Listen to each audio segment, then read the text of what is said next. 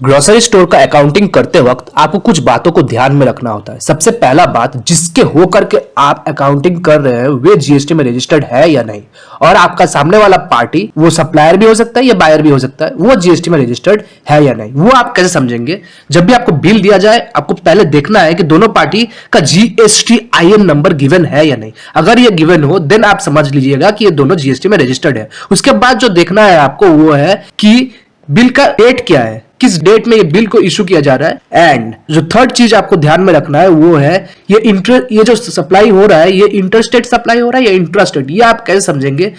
जब आप जीएसटी में देखेंगे कि दो जीएसटी लेवी हो रहा है, that is CGST and SGST, तब आप समझ लीजिएगा कि ये इंट्रास्टेट सप्लाई हो रहा है। इंट्रास्टेट मतलब विद इन द स्टेट। और अगर सीजीएसटी और एसजीएसटी की जगह पे सिर्फ और सिर्फ आईजीएसटी लिखा रहा है देन आप समझिएगा कि ये इंटरस्टेट सप्लाई हो रहा है। इंटरस्टेट मतलब दो स्टेट के बीच में, लाइक वेस्ट बंगाल एंड उड़ीसा। तो आज हम इस बिल के साथ वर्क करने वाले हैं और अवंतिका स्टोर्स का अकाउंटिंग मैनेज करने वाले हैं। तो आप कैसे समझेंगे कि ये परचेज बिल है, सेल्स बिल है? यहां पर देखिए बिल को अगर आप जूम करके देखेंगे तो आप देखेंगे कि अवंतिका स्टोर्स का नाम नीचे लिखा हुआ है। नीचे लिखा हुआ है मतलब बायर है। बायर मतलब हम अगर अवंतिका स्टोर्स का अकाउंटिंग मैनेज कर रहे हैं तो ये परचेज बिल है, और ये सप्लायर है रामाकिशन रामजीलाल, और ये सारे सामान है, ये सारे स्टॉक्स है जो हम उनसे खरीद रहे हैं। उसमें जीएसटी लागू हो रहा है 99%, दैट इज टोटल 18% का जीएसटी लागू हो रहा है। तो इसी का एंट्री हम टैली प्राइम में पास करेंगे। तो सबसे पहला काम हमारा ये रहेगा, जिसका अकाउंटिंग हम कर रहे हैं उसके नाम से एक कंपनी क्रिएट कर लेना है। तो कंपनी क्रिएट करने के लिए हमें क्या करना पड़ता है? कीबोर्ड से प्रेस कीजिए Alt+K। क्रिएट का ऑलरेडी सिलेक्टेड, आपको जस्ट एंटर प्रेस करना है। और हम किसका अकाउंटिंग मैनेज कर रहे हैं? अवंतिका स्टोर्स। लिख दीजिए अवंतिका स्टोर्स। देन आपको एंटर करते हुए एड्रेस तक पहुंचना है, और एड्रेस जो लिखा हुआ है आप लिख दीजिए घोष मार्केट। देन आपको एंटर करते हुए स्टेट तक पहुंचना है, और देखिए ये वेस्ट बंगाल होगा क्योंकि दुर्गापुर वेस्ट बंगाल में लोकेटेड है, वेस्ट बंगाल। देन आपको एंटर करते हुए ये फाइनेंशियल ईयर 1 अप्रैल से स्टार्ट हो रहा है क्योंकि अभी तक हमारा फाइनेंशियल ईयर 24-25 अभी तक खत्म नहीं हुआ है, 31 को जाकर वो एंड होने वाला है। यस। देन आपको एंटर करते हुए आप कुछ नहीं करना है, आपको कंट्रोल लेकर के ऑटो सेव कर देना है। देन आपको यहाँ पर एंटर करते हुए ये enable goods and services tax तक पहुंचना है। इसे वाई प्रेस करके आप इसे यस कर दीजिए। एंड यहाँ पर जो रजिस्ट्रेशन टाइप होगा ये होगा आपका रेगुलर, और जीएसटी आईएन नंबर देखिए यहाँ पर एप्लीकेबल है तो यहाँ आप लिख दीजिएगा 19, और आपको कंट्रोल लेकर के इसे ऑटो सेव कर देना है। फिर से आपको कंट्रोल प्रेस करना है। अब हम डायरेक्टली वाउचर एंट्रीज करते हैं। तो वाउचर एंट्रीज करने के लिए हमें क्या करना पड़ता है? कीबोर्ड से प्रेस कीजिए V।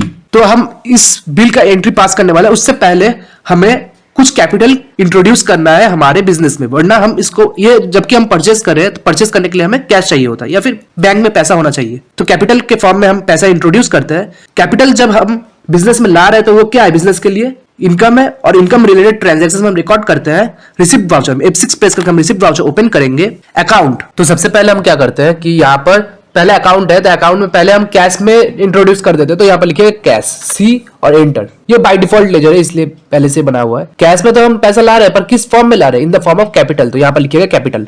कैपिटल क्रिएटेड है नहीं, Alt+C प्रेस कीजिए और यहाँ पर लिखिए कैपिटल। एंटर करते हुए अंडर तक पहुंचना, ये होगा आपका कैपिटल अकाउंट के अंडर में। CA आ चुका है। आपको अप एरो की प्रेस करते हुए सिलेक्ट कर लेना है, एंटर, कंट्रोल A। कैश के फॉर्म में कितना ला रहे हैं कैपिटल? 5000 रुपीज। लिख दीजिए 5000। एंटर करते हुए आपको इसे एक्सेप्ट कर देना है। नेक्स्ट, अब हम बैंक के फॉर्म में ला रहे हैं तो अकाउंट में होगा बैंक। Alt+C प्रेस कीजिए और यहाँ पर लिखिएगा बैंक, SBI। हमारा SBI बैंक है। एंटर करते हुए अंडर तक पहुंचना, ये होगा आपका बैंक अकाउंट BA। आ चुका है। आपको जस्ट डाउन एरो की प्रेस करते हुए सिलेक्ट कर लेना है, एंटर, और कंट्रोल A, और ये होगा आपका कैपिटल CA। आ चुका है। आपको जस्ट एंटर प्रेस करना है 5000 रुपीज का, 5000, और आपको एंटर करते हुए इसे एक्सेप्ट कर देना है। ये कुछ मत कीजिए, आप इसे कंट्रोल कर दीजिए, एंटर, एक्सेप्ट। तो हमने कैपिटल इंट्रोड्यूस कर चुका है। अब जबकि हम अवंतिका स्टोर्स का अकाउंटिंग मैनेज कर रहे हैं तो बिल में देखिए अवंतिका स्टोर्स है बायर, तो ये परचेज बिल है, और परचेज रिलेटेड ट्रांजैक्शंस हम रिकॉर्ड करते हैं परचेज वाउचर में। F9 प्रेस करके हम परचेज वाउचर ओपन करेंगे। सप्लायर इनवॉइस नंबर देखिए, इनवॉइस नंबर क्या है? 1354/24/25। ये है आपका फाइनेंशियल ईयर 24-25 का। डेट देखिए क्या है? 5 जून, और जबकि ये मेरा एजुकेशनल मोड है तो मैं 5 जून तो एंटर कर नहीं पाऊंगा, मैं 1 जून को इसका एंट्री पास कर लेते हैं। डेट चेंज करने के लिए हमें क्या करना पड़ता है? कीबोर्ड से प्रेस कीजिए F2 और यहाँ पर लिखिए 1.6, एंटर, और आपको एंटर करते हुए पार्टी अकाउंट नेम देखिए किससे हम सामान खरीद रहे हैं? रामाकिशन रामजीलाल। Alt+C प्रेस कीजिए फॉर लेजर क्रिएशन, और यहाँ पर लिखिए जो है। एंटर करते हुए ये आपको अंडर तक पहुंचना है। जिससे हम सामान खरीदते हैं वो होंगे हमारे लिए sundry creditors. Very good. SU आपको डाउन एरो की प्रेस करते हुए सिलेक्ट कर लेना है, एंटर, और देखिए ये करंट लायबिलिटीज के अंडर में है, मतलब ये इनको हमें पे करना है, जबकि हम इनसे सामान खरीद रहे हैं, तो ये हमें इनको पे करना है। करंट लायबिलिटीज मतलब वो लायबिलिटीज जो आपका शॉर्ट टर्म होते हैं। शॉर्ट टर्म मतलब लेस देन 12 मंथ्स। यस और maintain bill bye bill, yes of course. और आपको एंटर करते हुए ये एड्रेस तक पहुंचना, जो एड्रेस है आप देख देख के लिख दीजिए। और आपको एंटर करते हुए ये स्टेट वेस्ट बंगाल ही होगा, क्योंकि ये इंट्रा स्टेट सप्लाई हो रहा है, इसलिए यहां पर सीजीएसटी और एसजीएसटी चार्ज किया जा रहा है। राइट, मैंने आपको बोला। और आपको एंटर करते हुए ये जीएसटी, ये रजिस्ट्रेशन टाइप आपका ये रेगुलर ही होगा। देन आपको एंटर प्रेस करना है, क्योंकि इसका जीएसटी आईएन नंबर गिवन है। और देखिए इसका जीएसटी आईएन नंबर क्या है, और आपको एंटर करते हुए इसे एक्सेप्ट कर देना है। ये कुछ नहीं करना है, आपको कंट्रोल ए प्रेस करना है, फिर से आपको कंट्रोल ए प्रेस करना है। ओके, तो आप देखिए ये क्या क्या आइटम्स खरीद रहे हैं, ये सारे स्टॉक्स हम खरीदने वाले हैं। तो सबसे पहला काम हमारा ये रहेगा, ये कुछ हमारे क्रिएटेड है नहीं, Alt+C प्रेस कीजिए इसे क्रिएट करने के लिए। और यहाँ पर देखिए पहला जो आइटम है राजा मैरी लिख दीजिए। एंटर करते हुए ये यूनिट्स तक पहुंचना है, और देखिए ये किस पे मेजर किया जा रहा है, पीसेस पे मेजर किया जा रहा है। यस, आपको अप एरो की प्रेस करते हुए क्रिएट को सिलेक्ट कर लेना है, एंटर। यार यहाँ पर लिखेगा पीसेस, PCS। एंटर करते हुए ये यूनिक क्वांटिटी कोड तक पहुंचना, ये भी होगा आपका PCS। कंट्रोल ए।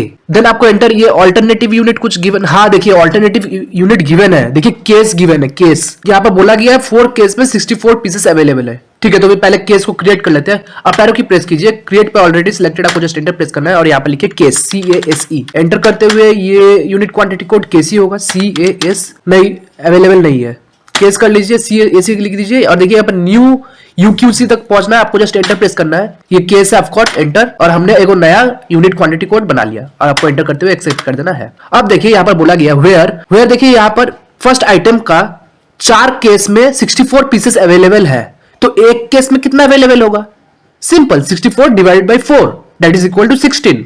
तो यहां पर आप लिखिएगा 1 case is equal to enter 16 pieces. Yes, और आपको एंटर करते हुए ये होगा आपका स्टैंडर्ड कॉस्ट, एस एंटर। ये होगा आपका standard price, S and enter. और आपको एंटर करते हुए GST applicable, yes applicable. All set alter GST details तक पहुंचना है, इसे वाई प्रेस करके आपको इसे यस कर देना है। और यहाँ पर जो डिस्क्रिप्शन है वो लिख दीजिए, राजा मैरी HSN और सैक कोड क्या गिवन है 1905 लिख दीजिए। एंटर करते हुए ये होगा आपका टैक्सेबल, टी एंटर।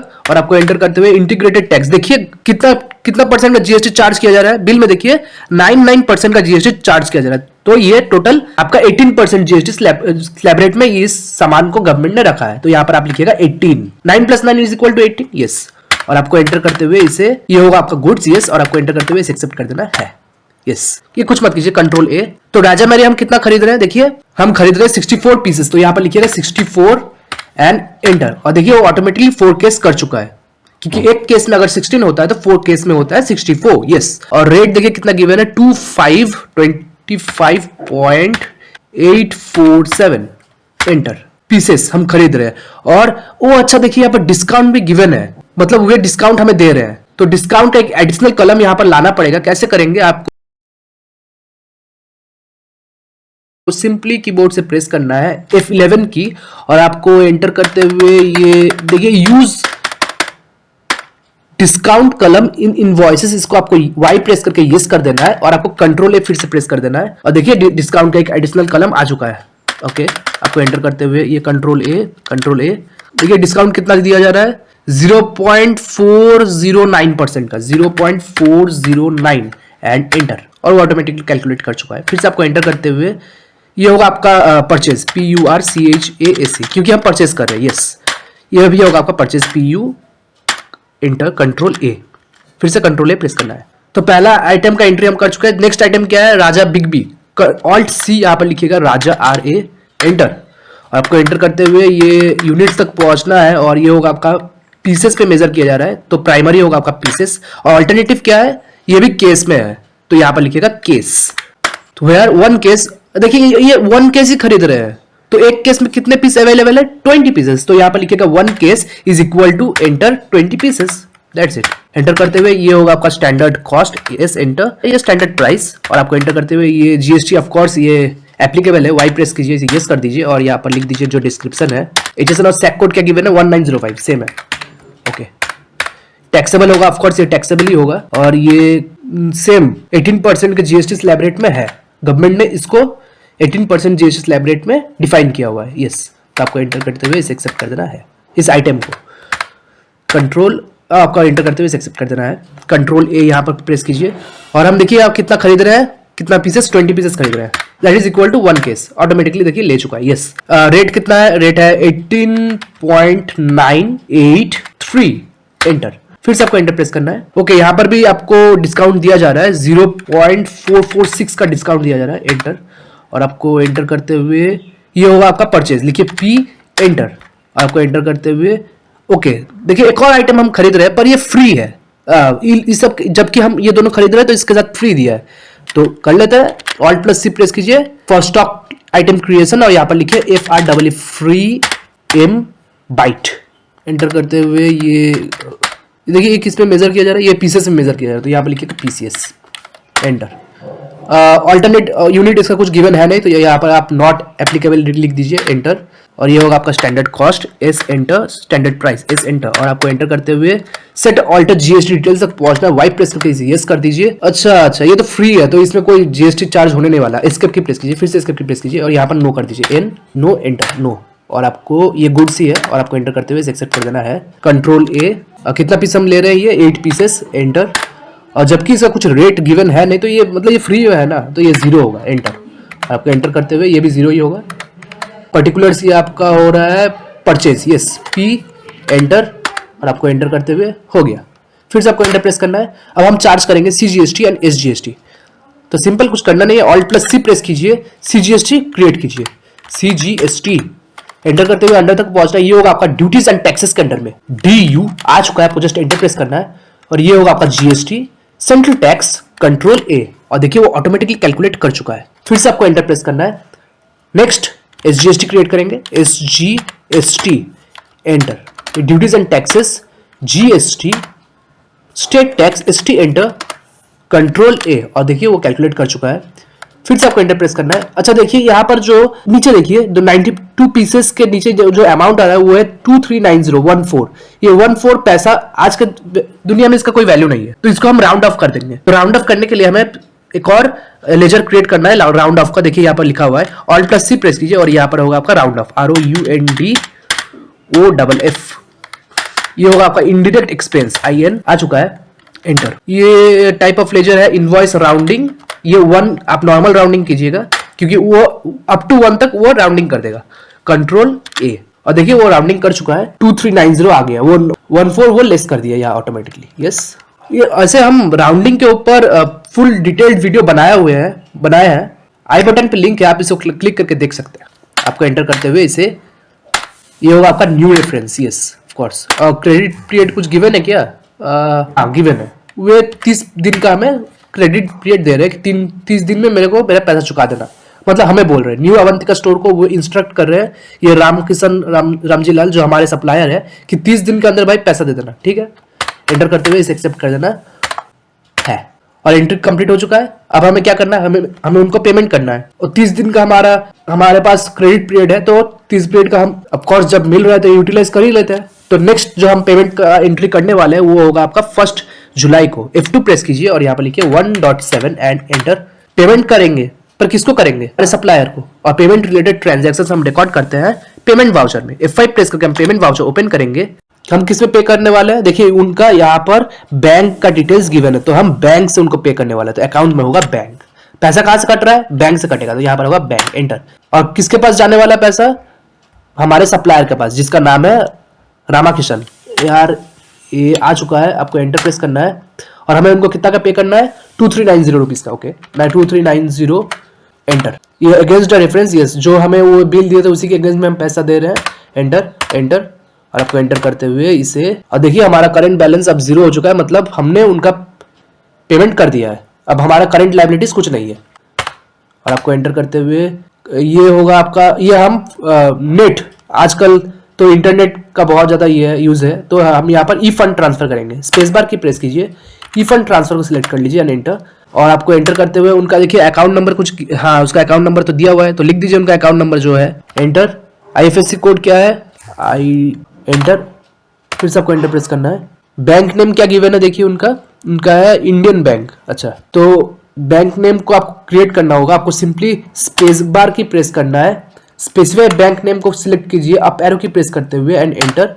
और यहाँ पर लिखिएगा आप इंडियन एंटर, और आपको एंटर करते हुए इसे एक्सेप्ट कर देना।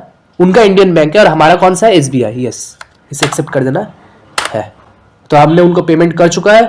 अब देख लेते हैं हमारे पास कितना स्टॉक्स अवेलेबल है हमारे गोडाउन में। एस्केप की प्रेस कीजिए, फिर से एस्केप की प्रेस कीजिए। आपको सिंपली जाना है स्टॉक समरी में एस, और देखिए ये दोनों स्टॉक्स हमारे गोडाउन में अवेलेबल है। इतना का हमारा स्टॉक अवेलेबल है। फिर से आपको एस्केप की प्रेस करना है और आपको डाउन एरो की प्रेस करते हुए डिस्प्ले मोर रिपोर्ट्स तक पहुंचना है, एंटर। और यहाँ पर आप देख सकते हैं कैश फ्लो में कि हमारा कैश किधर कहाँ गया है, एंटर। तो अगर आप इसको देखेंगे तो आपको समझ में आएगा कि बिजनेस में कैश का इनफ्लो हुआ था अप्रैल में 10,000 रुपीज का। अगर आपको याद हो तो हमने बिजनेस में अप्रैल महीने में कैपिटल इंट्रोड्यूस किया था 2 फॉर्म्स में, 1 कैश के फॉर्म में, नेक्स्ट बैंक के फॉर्म में। तो वो आपका यहाँ पर टोटल 5,000 रुपीज का किया था, टोटल 10,000 रुपीज हमने कैश इनफ्लो किया था। इनफ्लो मतलब cash what comes into the business, जो पैसा आ रहा है बिजनेस में, तो वो 10,000 का था। उसके बाद हमने जून में हमारे सप्लायर से सामान खरीदा था और जुलाई में हमने उनको पेमेंट कर दिया क्योंकि उन्होंने हमें 30 डेज का क्रेडिट पीरियड दिया था। तो जुलाई में देखिए हमने उनको कितना पे किया, 2390 रुपीज, जो ये हमारा कैश आउटफ्लो हो रहा है। आउटफ्लो मतलब cash what goes out from the business. तो जब इतना का आउटफ्लो हो रहा है तो नेट हमारे पास अभी अवेलेबल है 7610 रुपीज का पैसा, जिसमें से 5,000 आपका कैश के फॉर्म में है और 2610 रुपीज आपका बैंक में है। आई होप मैंने आपको बहुत थोड़ा कुछ समझा पाया है। अगर आपको वीडियो पसंद आई हो तो आप लाइक करें, ज्यादा से ज्यादा शेयर करें। कोई भी टाइप का डाउट एनालाइज हो बेझिझक कमेंट सेक्शन में पूछ सकते हैं। मिलते हैं नेक्स्ट वीडियो में फिर कोई इंटरेस्टिंग टॉपिक के साथ, एंड नमस्कार।